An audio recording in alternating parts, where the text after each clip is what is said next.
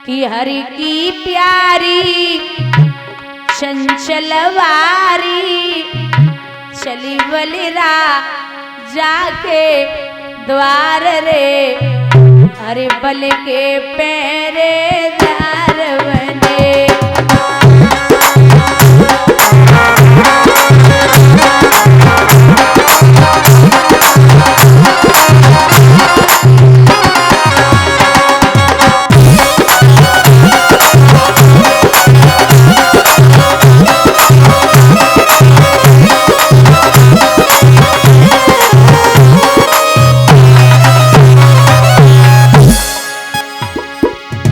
बुढ़िया रूप धरो लक्ष्मी ने पीली सादा साड़ी,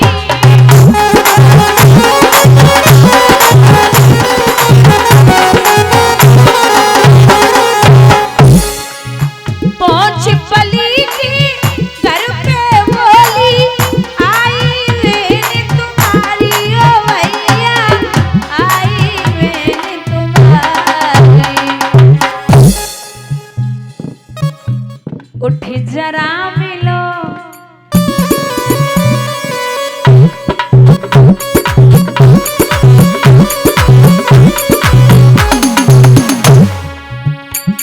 उठ जरा मिलो मेरे चरण छुओ, अब ले लो आशीर्वाद रे, हरे बल के पहरेदार बने।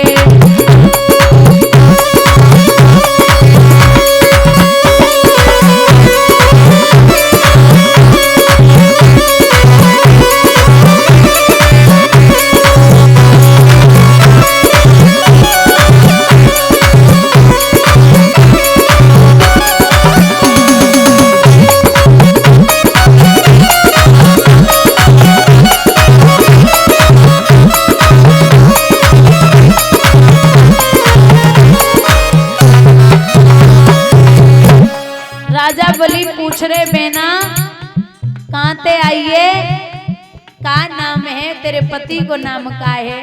तो समझाए कि मैया बोली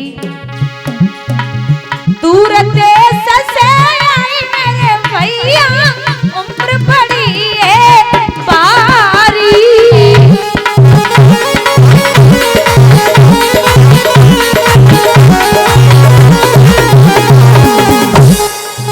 सात समुद्र पार भी आई, श्री हरि की बटरानी ओ वीरन, श्री हरि की बटरानी, मन सोच पड़ो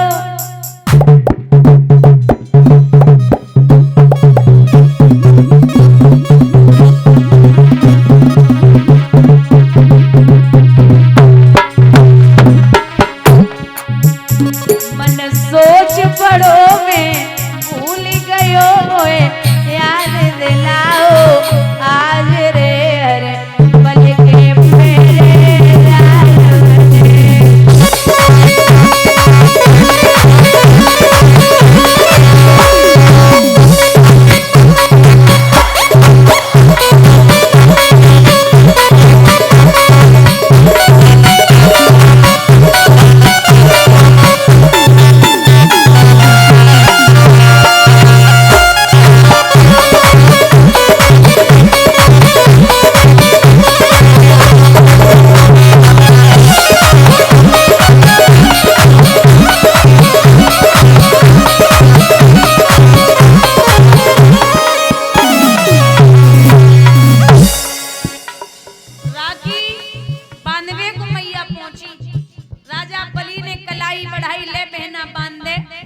राखी बांधी राजा बलि के मैया लक्ष्मी ने।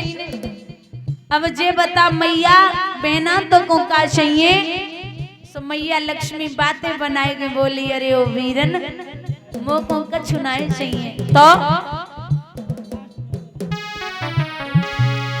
धन दौलत को कछु नहीं चाहिए, एक बचन दो बारी,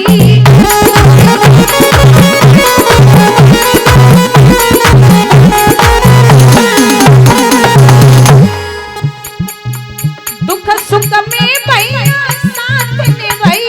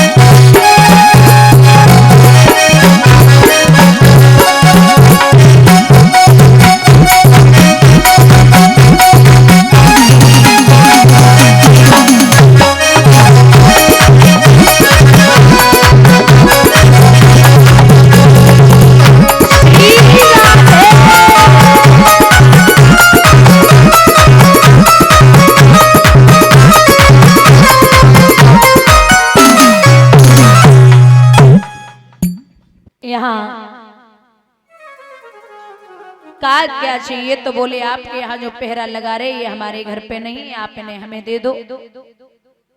मैया लक्ष्मी अपने रूप में आई, विंध्यावती दौड़ी, जवाब दियो मैंने पिया की पीठ न पाए डारी, कुछ सोची नाए बिचारी है, ज्यादा खसमीली बन गई हो ऐसे पीर पराई है। आज लेवे को तो बड़ी जल्दी आई गई, बाद ने कहा गई जा दिन मैंने पिया की पीठ न पाए डाली। क्षमा याचना मांगी, मैया लक्ष्मी अपने प्रभु को लेकर के पुनः क्षीर सागर के लिए आई हैं। बोली वृंदावन बिहारी लाल की। महाराज श्री सुखदेव भगवान वर्णन करते हैं राजन परीक्षित, बड़ा उत्तम प्रश्न किया। नाथ ये बताइए, विश्वान सूर्य के वंश में एक बड़ा प्रतापी राजा सुना है, उसका वर्णन सुनाइए। मैं निवेदन करती हूँ कि छोटी सी कथा, आप इसको बहुत ध्यान से सुनना, उसके बाद आपका मन है कि सुनना या नहीं सुनना। छोटी सी कथा है। सूर्य वंश में एक राजा हुए हैं जिनका नाम है त्रिशंकु। क्या नाम है? दूसरा नाम है सत्यव्रत। एक दिन ये सत्यव्रत शिकार खेलने के लिए गए तो इन्होंने क्या देखा कि एक गाय किसान के अनाज को खा रही है और किसान सो रहा है। राजा त्रिशंकु ने वह किसान को उठाया और जवाब दियो, तू सो रहा है, तेरा अनाज गाय खा रही है। किसान गुस्से में उठा और उसने मैया गाय की पीठ में लाठी मार दी। जो लाठी लगी तो मैया गाय बेहोश होकर जमीन पे गिर पड़ी। राजा त्रिशंकु से कहा कि मैंने तेरा कुछ नहीं बिगाड़ा था, तूने मुझे पिटवा दिया, जा मैं श्राप देती हूँ कि तू घर पे जाते ही जाते गधा हो जाएगा। चरणों पे गिर पड़े सत्यव्रत, जवाब दिया, माँ मैं पुनः मनुष्य कैसे बनूंगा? तो बोले अगर कोई पतिव्रता औरत तेरे ऊपर एक लोटा जल चढ़ा दे तो तू पुनः मनुष्य हो सकता है। ठीक है। बांसी राजा त्रिशंकु वापस आए, अपनी पत्नी को ये बात बता ही पाई थी, जैसे ही अंदर कदम रखा पुनः राजा गधा बन गए। अब माँ पूरी नगरी में, अयोध्या नगरी में घूम रही, सबने एक एक लोटा जल डाल के अंजवाया, लेकिन राजा गधे से मनुष्य नहीं हुआ। फिर घूमी, काशी नगरिया में पहुंची, काशी नगरिया की सभी माताओं ने एक एक लोटा जल डाल के अंजवाया, लेकिन फिर भी राजा गधे से मनुष्य नहीं हुआ। एक मेहतरानी आई, वह मेहतरानी ने लोटा में पानी लियो और जवाब दियो, बहना अगर तेरी इच्छा हो तो मैं भी एक लोटा जल चढ़ा दूं। चढ़ाइए। तो मेहतरानी जवाब देती है कि मनसा बाचा कर्मणा जो मेरो पति में ध्यान, तो ये गद्धब आज से होवे मनुज समान। जैसे लोटा छोड़ो पुनः राजा गधा से मनुष्य बनेगा। अब चरणों पे गिर पड़ी, बहना तू हमसे जो चाहे मांग सकती है, तू बोल तो को का चाहिए, पूरा ब्रह्मांड, पूरा धन दौलत राजपाट लुटा दूं। मेहतरानी मुस्कुराए के बोली, हमें कछु नहीं चाहिए, हमारे पास सब कछु है, लेकिन एक चीज मांगती हूँ। क्या? एक लोटा तेरे पति के ऊपर डाला, एक लोटे के बदले में तेरा पुत्र हमारे यहाँ 100 घड़ों जल भरे, ये मेरी इच्छा है। इन्हीं त्रिशंकु के पुत्र हुए राजा हरिश्चंद्र, इसीलिए राजा हरिश्चंद्र ने मेहतर के घर में पानी भरा था। बोले गोविंद भगवान की।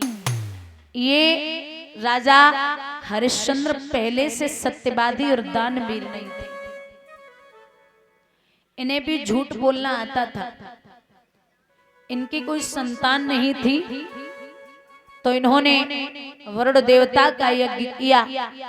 वरुण ने कहा कि तुम्हारे संतान तो हो जाएगी, लेकिन उसी संतान के द्वारा तुम्हें बलि देनी पड़ेगी। राजा ने कहा कि महाराज पुत्र हो जाए मैं बलि दे दूंगा। बेटा हुआ, 6 दिन बाद आए, बोले बलि दो। महाराज 20 दिन का हो जाए तब ले जाना। फिर आए, बोले बलि दो। महाराज 25 दिन का हो जाए तब ले जाना। फिर आए बोले बलि दो। झूठ बोलते रहे